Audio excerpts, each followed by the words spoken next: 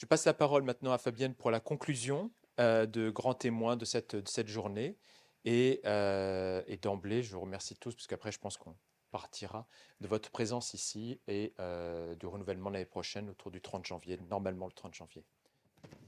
Je suis honorée d'avoir été, qu'on m'ait proposé, hein, qu'Aurélie et Emmanuel me proposent d'être le premier grand témoin de ces journées. J'imagine que je propose qu'il y en ait d'autres les futures journées du mélanome uvéal. Moi-même, je ne suis pas du tout soignée à Curie. Et donc, j'ai appris assez tardivement qu'il y avait ces journées organisées depuis maintenant 7 ans. Et tout ce dont vous bénéficiez, voilà, je suis un petit peu jalouse et je me dis qu'il faut vraiment faire de la publicité. J'ai cru comprendre qu'il y avait 50 des patients, d'un mélanome uvéal qui étaient soignés, à Curie. Et ben, dans quelle mesure les autres patients ont connaissance de cette journée qui est extraordinaire, mais aussi ont accès à tous les protocoles de recherche dont vous avez parlé. Donc voilà, une petite, réflexion à ce sujet-là. C'est peut-être largement en cours et c'est peut-être moi qui suis passée à côté, mais en tout cas, vraiment, c'est, une occasion, vraiment très intéressante que vous menez aujourd'hui. Alors, qu'est-ce que j'ai appris? Qu'est-ce que j'ai ressenti? Qu'est-ce que j'ai compris, en tant que grand témoin? Déjà que des complications, il y en avait toujours, hein, tous les effets secondaires, on n'y échappera pas. Je crois que dans d'autres maladies, on étudie le bénéfice-risque, là, dans tous les cas, il faut traiter. J'ai appris qu'il y avait 80 des personnes qui avaient peur des récidives. Alors, je suis assez étonnée de quid des 20 parce que je pense qu'on passe tous par ces phases d'anxiété, d'incertitude, de déprime ou de dépression. En tout cas, cette journée, elle contribue à ce qu'on aille mieux, même si des fois on a un peu mal aux dents, au ventre, enfin un peu partout, parce que c'est quand même assez angoissant sur l'avenir, parfois. J'ai appris plein de nouveaux signes, plein de nouveaux sigles. BAP1, MBDA4, HLA, GVAQ, GNA11, UTEP, je ne sais plus quoi. Bon, on va les oublier dès ce soir, mais voilà, c'est votre quotidien. Euh, j'ai appris qu'il y avait une étude Salomé-Cali. Donc ça, effectivement, c'est pas du tout quelque chose dont on entend parler quand on n'est pas soigné à Curie. Et alors, je souhaite du bien à tous ceux qui vont y travailler. Moi, j'ai eu l'occasion à un moment d'être interrogée par un prestataire. Alors, Madame Delis, je ne sais pas si elle est encore connectée. Elle saurait me dire le nom de cette société de médicaments qui interrogeait des patients en vue, certainement demain, de proposer d'autres soins de confort.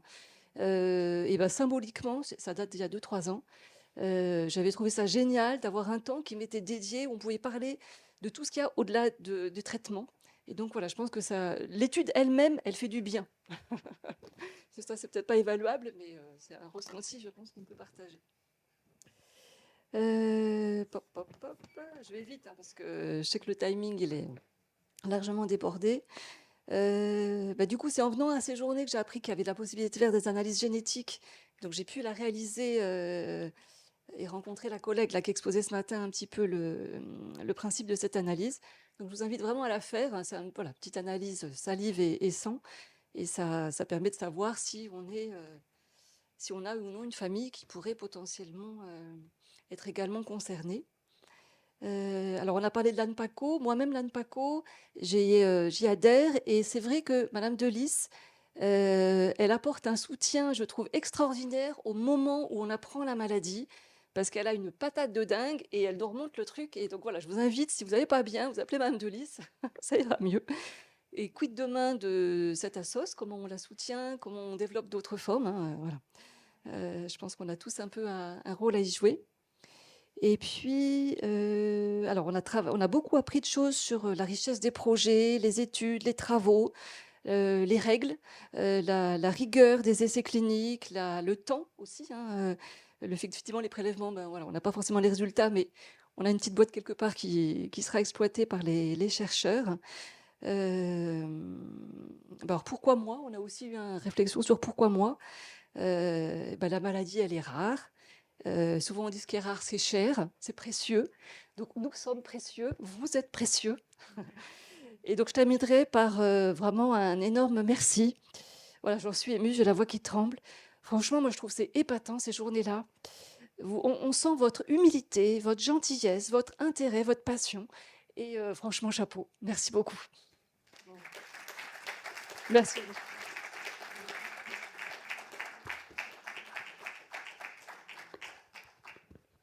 Eh bien, merci beaucoup pour tous les gens qui participent à ces journées depuis le début et pour l'organisation. Je remercie encore une fois euh, le CIRIC pour le soutien financier, mais surtout sur le côté humain. Encore une fois, Amber, Léane et Aurélie pour cette organisation et pour tous ceux qui y participent. À vous aussi, parce que c'est pas que dans votre sens, c'est aussi pour nous, hein. C'est encore une fois, comme je l'avais dit tout à l'heure, ça nous apporte beaucoup. Et effectivement, alors vous êtes précieux, et ça c'est quelque chose de tout à fait réel. Si la recherche avance le plus possible de notre côté, c'est aussi parce qu'on a beaucoup de personnes comme vous, comme les patients, qui chacun ont leur particularité, et c'est toute cette diversité qui nous apprend sur la maladie. C'est ça aussi le fait d'être un gros centre. Si on était petit avec juste un ou deux patients par an, on n'apprendrait pas autant. C'est votre diversité, c'est votre retour aussi qui nous apprend beaucoup. Euh, je retiens aussi ce que vous avez dit, les aspects psycho-onco qui vous ont touché sur Salomé Kali, sur l'importance aussi de donner le temps à la parole. Salomé Kali, systématiquement, 100% des patients à qui on a pu le proposer quand on était dans les critères ont tous accepté. Vraiment, d'avoir ce temps de pouvoir discuter, même si c'est entre guillemets juste pour une étude comme ça, c'était quelque chose qui est tenait à cœur. Et voilà, et donc on va se donner rendez-vous pour dans un an, pour la fin janvier 2026. Merci à tous.